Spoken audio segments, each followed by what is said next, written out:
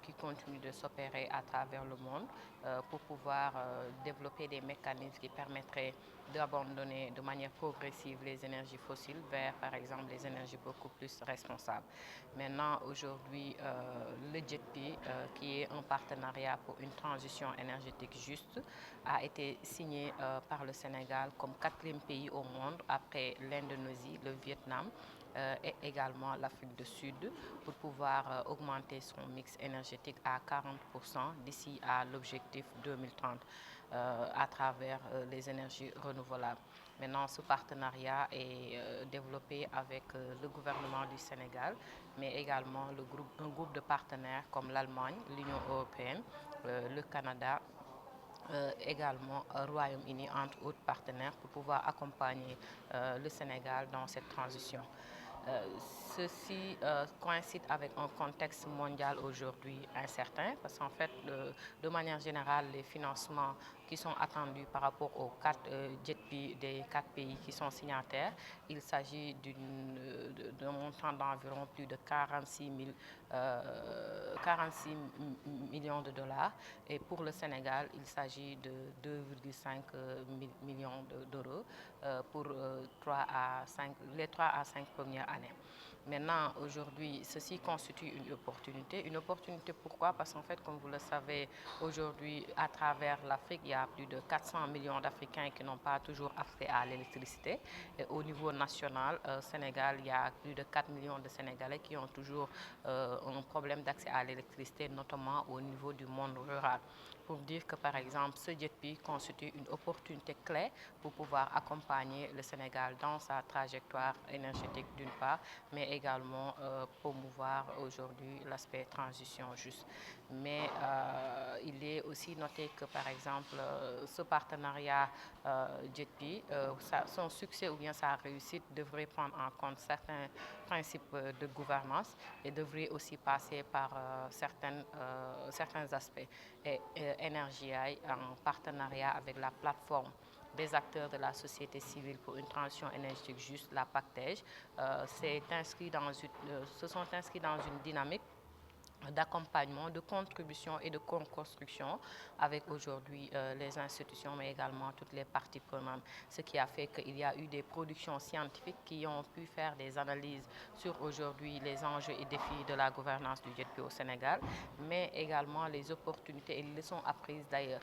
Et ceci a permis de mettre en exergue quelques défis qui permettraient aussi au Sénégal, s'ils sont adressés, de réussir sa transition et de devenir peut-être un modèle même de transition juste dans l'espace africain.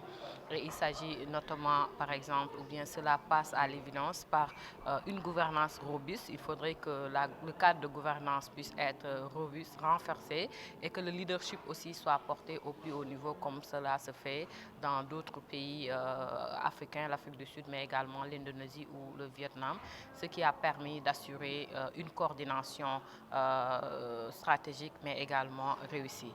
Et cela aussi passe par la participation de toutes les parties prenantes, les acteurs impliqués, notamment les communautés impactées et aussi les collectivités territoriales pour pouvoir garantir l'équité et la justice territoriale. Cela aussi nécessite une communication transparente et inclusive parce qu'en fait aujourd'hui il y a des choses qui se passent mais le grand public n'est pas encore aussi informé et il est important de renforcer la communication à ce niveau.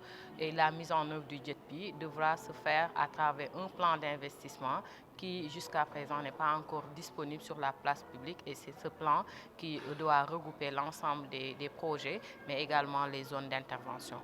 Donc il est crucial aujourd'hui de renforcer le dialogue avec les acteurs pour échanger sur les enjeux de gouvernance, les opportunités, mais également les défis, par exemple, qui s'offrent à nous pour pouvoir mieux tirer profit de cette transition et de cette opportunité du JETP. Et ça passe aussi par une implication forte et pérennisée des acteurs de la société civile dans ce processus et au-delà même de la première étape. Comme j'ai dit, le cadre de gouvernance puisse être renforcé et robuste et que le repositionnement puisse aussi permettre de garantir une efficacité de la coordination intersectorielle, que la dynamique enclenchée puisse se poursuivre, mais qu'il y ait une inclusion de toutes les parties prenantes, surtout les communautés, les collectivités territoriales, en tout cas toutes les parties qui doivent être impliquées au processus pour éviter par exemple que des leçons apprises en Afrique du Sud qui ont permis de générer des contestations mais également des manifestations publiques se reproduisent au Sénégal, mais qui aussi devra tenir compte de tout ce qui a trait avec l'aspect justice. Le gouvernement est en train de faire des efforts, mais il faudra juste améliorer et renforcer. La découverte du gaz et du pétrole euh, pour pour l'utilisation sur l'énergie risque peut-être de faire quelque chose sur les énergies. C'est pourquoi le JETP est venu pour faire face à la transition écologique. Nous, en tant que représentants du peuple, représentants pour contrôler les actions du gouvernement, nous avons le devoir vraiment d'expliquer les populations et de contrôler le gouvernement pour que ce contrat qu'il a signé, surtout sur le financement de 2 milliards d'euros, pour qu'il puisse aller là où il doit être. L'implication de tout un chacun, surtout les collectivités territoriales, les acteurs de la société civile, pour que les gens comprennent vraiment l'importance de la transition énergétique. Bon, comme l'a dit Madame, nous, on représente l'Assemblée nationale, on représente le peuple. On doit vraiment imposer au gouvernement de prendre des mesures concrètes vraiment pour l'application du GETP. C'est nous, Assemblée nationale, députés du peuple, qui doivent aller vers le gouvernement, aller vers l'État pour lui imposer de respecter ses engagements par rapport au GETP pour le bien-être des populations. Parce que dans le monde rural, beaucoup de gens n'ont pas encore l'électricité et ça doit vraiment finir.